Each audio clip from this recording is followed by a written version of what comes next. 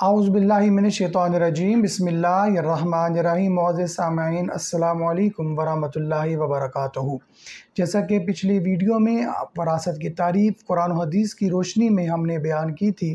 آج ہمارا موضوع سخن اسی سے ریلیٹڈ وراثت کی شرعی تقسیم ہے۔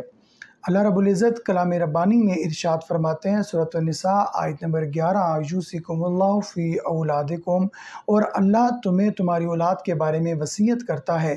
اس آیت کا شان نزول یہ ہے کہ نبی اکرم صلی اللہ علیہ وآلہ وسلم کے پیارے صحابی حضرت سعد بن ربیع انصاری غزوہ احد سن 3 ہجری میں شہید ہوئے تو ان کے بھائیوں نے ان کی جائیداد پر قبضہ کر لیا۔ آپ کی بیوہ نبی اکرم صلی اللہ علیہ وآلہ وسلم کے پاس تشریف لائیں اور تمام معاملہ ذکر کیا۔ اللہ کے رسول نے انہیں صبر کی تلقین کرتے ہوئے انہیں گھر بھیجا اور فرمایا کہ آپ گھر جائیں اور اللہ کے رب العزت کی بارگاہ میں دعا کریں، انشاءاللہ اللہ کا کوئی حکم آ جائے گا۔ تو اللہ رب العزت نے ان 2 آیات یوصیکم اللہ فی اولادکم اور ولکم نصف ما ترک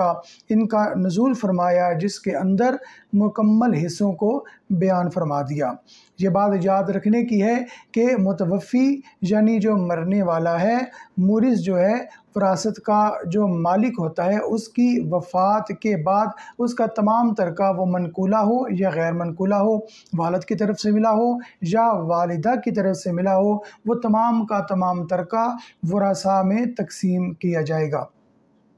اس ضمن میں اللہ رب العزت کلام ربانی میں ارشاد فرما رہے ہیں، یوصیکم اللہ فی اولادکم للذکر مثل حظ الانثیین، اللہ تمہیں تمہاری اولاد کے بارے میں وصیت کرتا ہے کہ للذکر کہ لڑکے کا حصہ جو ہے وہ 2 لڑکیوں کے برابر لڑکے کو 1 حصہ دیا جائے گا۔ پھر آگے فرمایا فَإِن كُنَّ نِسَاءً فَوْقَ اثْنَتَيْنِ فَلَهُنَّ ثُلُثَا مَا تَرَكَ وَإِن كَانَتْ وَاحِدَةً فَلَهَا النِّصْفُ،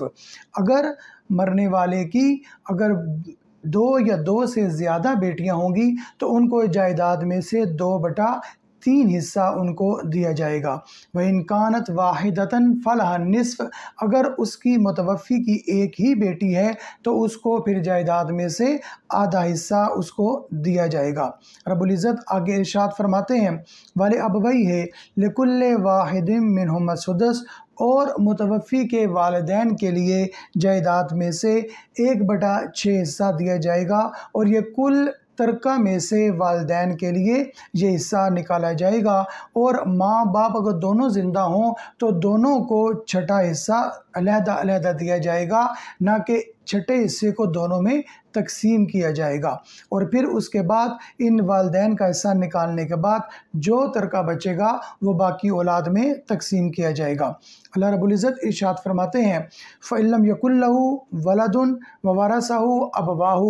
اگر متوفی کی اولاد نہیں ہے تو اس کے جو والدین ہوں گے وہی اس کے وارث قرار پائیں گے۔ فَلِأُمِّهِ الثُّلُثُ، اور تو ماں کے لیے اس ترکہ کا 1/3 حصہ ہے، اور یہ 1/3 حصہ بیوہ کا حصہ نکالنے کے بعد ملے گا، کل مال کا یہ 1/3 نہیں ہوگا۔ اللہ رب العزت ارشاد فرماتے ہیں، فَإِن كَانَ لَهُ إِخْوَةٌ فَلِأُمِّهِ السُّدُسُ مِن بَعْدِ وَصِيَّةٍ يُوصِي بِهَا أَوْ دَيْنٍ، اگر متوفی کی کوئی بہن ہے یا اس کا کوئی بھائی ہے تو پھر ماں کا 6واں حصہ ہوگا، اور یہ متوفی کی وصیت کو ادا کرنے کے بعد اور اس کا قرضہ ادا کرنے کے بعد پھر اس جائیداد کی تقسیم کی جائے گی۔ وصیت کے بارے میں بھی یہ بات یاد رکھنے کی ہے کہ وصیت 1/3 سے زیادہ وہ تقسیم نہیں کی جائے گی، زیادہ سے زیادہ وصیت وہ 1/3 ہے، اور اگر اس سے زیادہ ہوگی تو یہ قبول نہیں کی جائے گی، بلکہ 1/3 تک جو وصیت ہوگی وہ قبول کی جائے گی۔ اسی طریقے سے جو وارث ہیں ان کے حق میں وصیت نہیں کی جائے گی، وارثوں کے کیونکہ ان کو حصہ مل رہا ہے اس لیے ان کے حق میں وصیت کو قبول نہیں کیا جائے گا۔ اللہ رب العزت اس آیت کے اگلے حصے میں فرماتے ہیں، آباؤکم و ابناؤکم لا تدرون ایہم اقرب نفعا، تمہارے باپ تمہارے بیٹے تمہیں نہیں پتا کہ نفع رسانی کے اعتبار سے کون کتنا قریب تر ہے۔ فریضۃ من اللہ، یہ اللہ کی طرف سے یہ حصے مقرر کیے گئے ہیں۔ ان اللہ کان علیما حکیما، بے شک اللہ تعالیٰ علم والا ہے اور حکمت والا ہے۔ تمہارے باپ اور تمہارے بیٹے وہ کتنے زیادہ تمہیں فائدہ پہنچا سکتے ہیں ہیں یہ تم اس بات کا علم نہیں رکھتے، اللہ رب العزت تم سے زیادہ بہتر جانتے ہیں، اس لیے اللہ نے ان حصوں کو مقرر کیا ہے، بے شک اللہ تعالیٰ علم والا ہے اور حکمت والا ہے۔ آیت نمبر 12 کے اندر اللہ رب العزت نے شوہر کی جائیداد، چھوڑی ہوئی جائیداد میں سے بیوی کو کتنا حصہ ملے گا، اور بیوی جو فوت ہو گئی ہے اس کے خامند کو اس کی چھوڑی ہوئی جائیداد میں سے کتنا حصہ ملے گا، اس ضمن میں بیان فرماتے ہیں۔ اللہ رب العزت ارشاد فرماتے ہیں وَلَكُمْ نِصْفُ مَا تَرَكَ، اور ان کے لیے آدھا حصہ ہوگا ازواجکم ان لم یکن لہن ولد، اگر وہ بے اولاد بیویاں جن کی اولاد نہیں ہے تو وہ جو جائیداد چھوڑ کر جائیں گی بے اولاد بیویاں، تو ان کے خامند کو اس میں سے آدھا حصہ اس ملے گا، اور بقیہ آدھا حصہ اس بیوی کے والدین کو چلا جائے گا۔ پھر اللہ رب العزت ارشاد فرماتے ہیں فَإِن كَانَ لَهُنَّ وَلَدٌ فَلَكُمُ الرُّبُعُ مِمَّا تَرَكْنَ مِن بَعْدِ وَصِيَّةٍ يُوصِينَ بِهَا أَوْ دَيْنٍ، اور اگر جو بیوی فوت ہو گئی ہے اس کی اگر اولاد موجود ہے تو پھر خامد کو چوتھا حصہ اس جائیداد میں سے ملے گا، اور یہ اس وقت ہوگا کہ جب اس نے کوئی وصیت کی ہے اس کو پورا کیا جائے گا، اور اگر اس نے کوئی قرضہ لیا ہوا ہے تو وہ قرضہ ادا کر چکنے کے بعد پھر وہ اس کو چوتھا حصہ خامد کو دیا جائے گا۔ وَلَهُنَّ، اور اب اگلے حصے میں اللہ رب العزت ارشاد فرما رہے ہیں کہ شوہر اگر فوت ہو گیا ہے تو اس کی بیوہ کو کتنا حصہ ملے گا، فرمایا وَلَهُنَّ الرُّبُعُ مِمَّا تَرَكْتُمْ إِن لَّمْ يَكُن لَّكُمْ وَلَدٌ، اور خامد کے ترکہ میں سے اگر اس کی جو بیوہ ہے اس کو اگر اس کی اولاد نہیں ہے تو اس کو ہن الرُّبُعُ، اس کو چوتھا حصہ اس میں سے دیا جائے گا۔ فَإِن كَانَ لَكُمْ وَلَدٌ فَلَهُنَّ الثُّمُنُ مِمَّا تَرَكْتُم مِّن بَعْدِ وَصِيَّةٍ تُوصُونَ بِهَا أَوْ دَيْنٍ، اگر تمہاری اولاد ہو، اور اولاد جو ہے فَإِن كَانَ لَكُمْ وَلَدٌ، اگر اس کی اولاد موجود ہے تو پھر کتنا، فَلَهُنَّ الثُّمُنُ، پھر بیوہ کا 8واں حصہ ہوگا، شوہر کی جو ترکہ ہوگا، شوہر کی چھوڑی ہوئی جائیداد ہوگی اس میں سے بیوی کو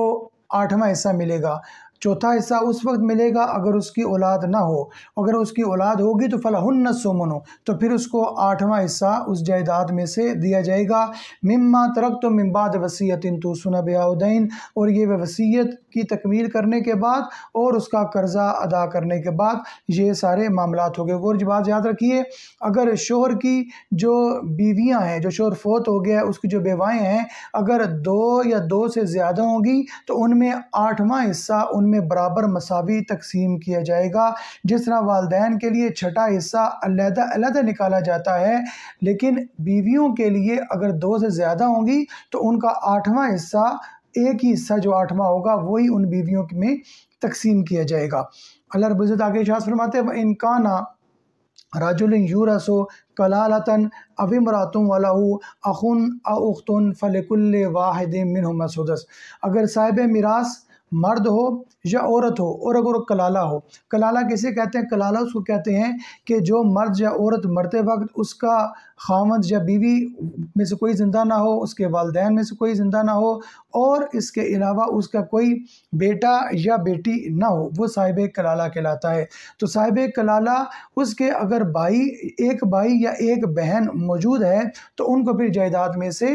چھٹا حصہ ان کو دیا جائے گا۔ فَإِن كَانُوا أَكْثَرَ مِن ذَلِكَ فَهُمْ شُرَكَاءُ فِي الثُّلُثِ مِن بَعْدِ وَصِيَّةٍ يُوصَىٰ بِهَا أَوْ دَيْنٍ، اگر ایک بھائی اور ایک بہن سے زیادہ ہیں، بھائی بہن زیادہ ہیں، تو پھر ان کو جائیداد میں سے تیسرا حصہ دیا جائے گا، اور یہ وصیت کی تکمیل کے بعد اور قرضہ ادا کرنے کے بعد یہ تقسیم کیا جائے گا، غیر مدار، بغیر کسی کو تکلیف دیے ہوئے۔ یہ وصیت من اللہ، یہ اللہ کی طرف سے حصے مقرر ہیں۔ واللہ علیم حلیم، اور اللہ تعالیٰ علم والا ہے اور بردبار ہے۔ اس کے ساتھ ساتھ آخری بات میں کرتا چلوں کہ اگر جائیداد میں سے اللہ فرماتا ہے وَإِذَا حَضَرَ الْقِسْمَةَ أُولُو الْقُرْبَىٰ، اور جب تمہارے پاس اگر تمہارے رشتہ دار قریب موجود ہوں، وَالْيَتَامَىٰ وَالْمَسَاكِينَ فَارْزُقُوهُم مِّنْهُ وَقُولُوا لَهُمْ قَوْلًا مَّعْرُوفًا، تو یہ جائیداد کے جو قریب ترین حصے دار ہیں ان کو بھی حصہ دو، لیکن اس وقت تمہارے جو قریبی یتیم مسکین اگر حصے دار موجود ہیں، جو حصے دار نہیں ہیں وہ موجود ہیں، تو فرزقوہم منہ،